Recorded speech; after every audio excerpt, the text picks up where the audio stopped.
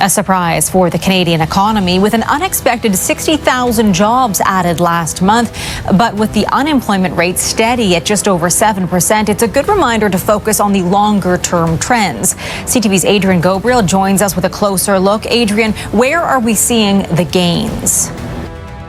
Shutdown stopped some basic government services. Here's an example. The Labor Department was scheduled today to release its weekly jobless claims, but the agency withheld that because, fill in the blank, of the government shutdown. Tomorrow's monthly jobs report also will not be released.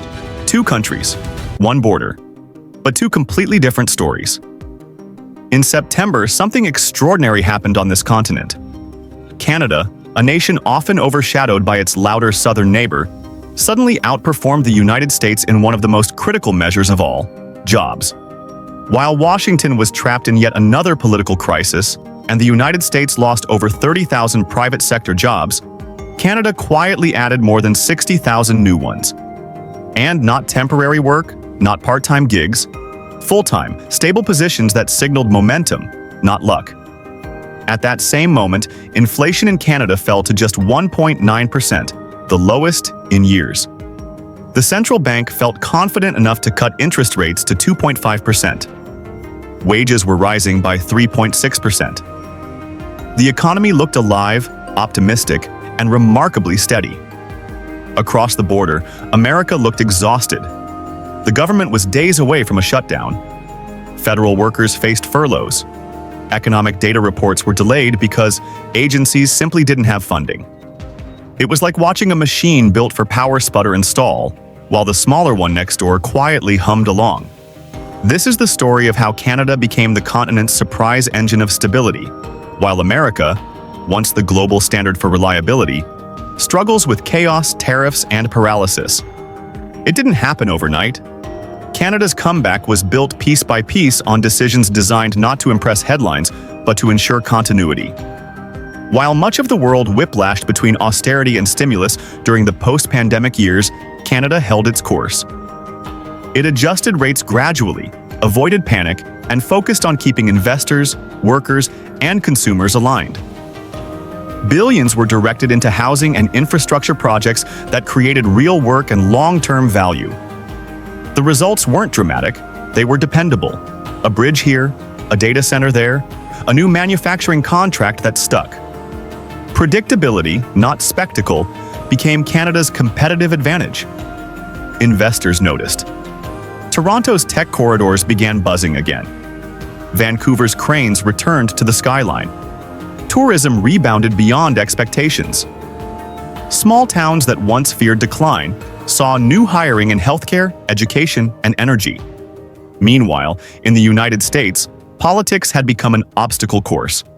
Tariffs on Chinese imports, raised to 100% under Trump's new economic push, triggered retaliation from Beijing. China imposed port fees and restrictions on U.S. exports. Shipping routes changed. Costs skyrocketed. Farmers across the Midwest watched as their margins vanished overnight. Auto plants slowed production. Retailers faced shortages. And households once again felt the pressure of rising prices. Groceries, furniture, electronics, everything crept upward. For working Americans, the pain was immediate. A factory worker in Ohio lost his job when imported electronics became too costly to source. A farmer in Iowa couldn't access his government loan updates because the shutdown froze the systems he depended on. A small business owner in Seattle lost Canadian tourists who used to cross the border for summer shopping, now discouraged by the unpredictability of prices and exchange rates. They all described the same feeling: uncertainty. The phrase many economists used was driving without a dashboard. Without functioning government data, like jobs reports or inflation indexes, the U.S. economy was flying blind. And when a multi-trillion-dollar economy can't see where it's going, every driver on the road starts to panic. Canada, by contrast, moved in the opposite direction. Transparency became part of its identity. Every jobs figure, every inflation update, every trade balance was published on time, with clarity. Investors trusted the numbers. Businesses planned ahead. The very act of being predictable became a form of power. By the numbers, the difference is striking. Canada adds 60,000 jobs in a month. The US loses 32,000. Canada's inflation cools below 2%. America's rises to over 3%. Consumer confidence in Canada grows. In the US, it plummets. One country builds certainty, the other exports confusion. The ripple effects stretch far beyond data. At the border crossings, trucks and travelers tell a new story.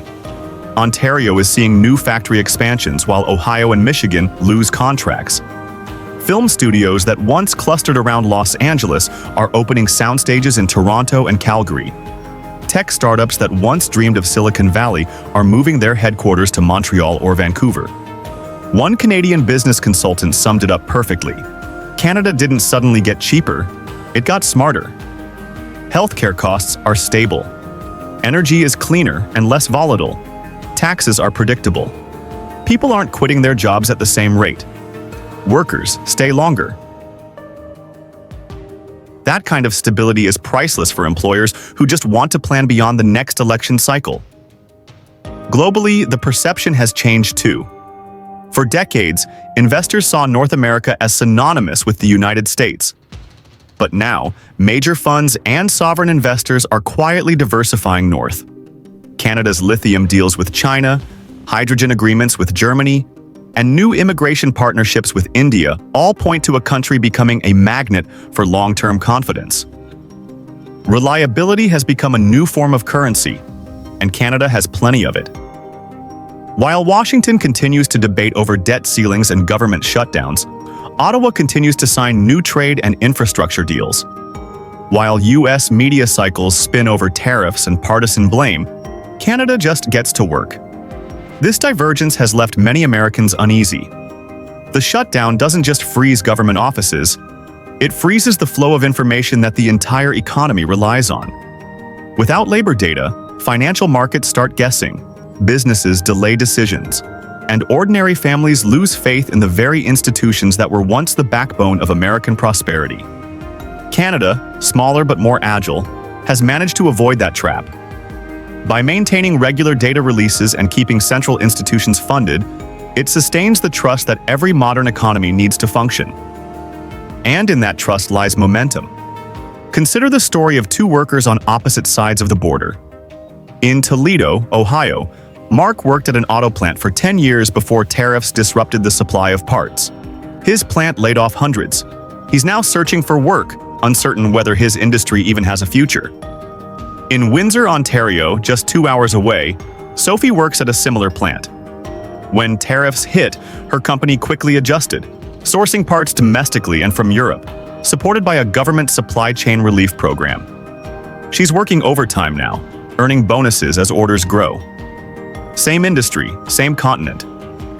Two outcomes shaped not by skill or effort, but by policy and stability. The divide is also visible in tourism. In 2024, over 25 million people visited Canada, surpassing pre-pandemic highs. U.S. tourism, on the other hand, fell by almost 11%. When asked why, travelers gave similar answers. Canada feels affordable, peaceful, and consistent.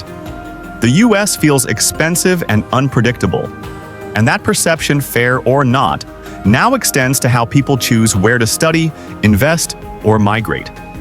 International students who once dreamed of Los Angeles or New York now apply to universities in Toronto or Vancouver. Businesses seeking stability open offices in Alberta or Quebec. It's not glamour they're chasing anymore. It's certainty. In politics, the contrast is even sharper. In Washington, every budget season turns into a standoff. Each year, one side threatens shutdowns as leverage. In Canada, coalition politics may be messy, but deals get made. Governance continues. Compromise still functions. That ability to move forward, even slowly, has become one of Canada's most valuable export qualities. A political analyst once said that the United States now rewards conflict while Canada rewards continuity. It's a subtle distinction, but it might explain why capital flows north while confidence drains south. None of this means Canada is perfect. The country faces serious challenges: a housing shortage, high personal debt, and productivity issues that could stall growth if not addressed. But its greatest strength lies in its predictability. It's a system designed to bend without breaking. And right now, in a world that feels unstable, that's exactly what investors, workers, and families want. America, on the other hand, still has immense capacity for renewal. The talent, the technology, the entrepreneurial spirit, it's all still there. What's missing is coherence. The ability to work together long enough to sustain recovery. The shutdowns, the tariffs, the political brinkmanship, all of it chips away at the one resource that built America's global dominance: trust. The shift now unfolding may last years, even decades. It's not about GDP size or population, it's about direction. Stability, once seen as boring, is now the ultimate competitive edge. A decade from now, historians might look back on this moment. When America's data went dark, when tariffs reshaped industries, when jobs quietly migrated north, as the turning point in North American leadership. This isn't just about economics, it's about identity. For generations, America's economy was the heartbeat of the continent. But today, that rhythm sounds steadier to the north. In Ottawa, you can feel a quiet sense of confidence. In Washington, a growing anxiety. The roles have reversed, at least for now. But perhaps this isn't a zero-sum story. Perhaps Canada's rise is a reminder that strength doesn't always roar. Sometimes it hums. And as the numbers settle, one truth hums quietly beneath all the noise. Canada didn't just get lucky, it stayed steady when others played politics. While America wrestles with shutdowns and tariffs, Canada is simply working, building, hiring, and believing. The world is watching two neighbors take two very different roads. And one of them, for now, seems to lead towards something America once promised: stability, trust, and a future that actually works.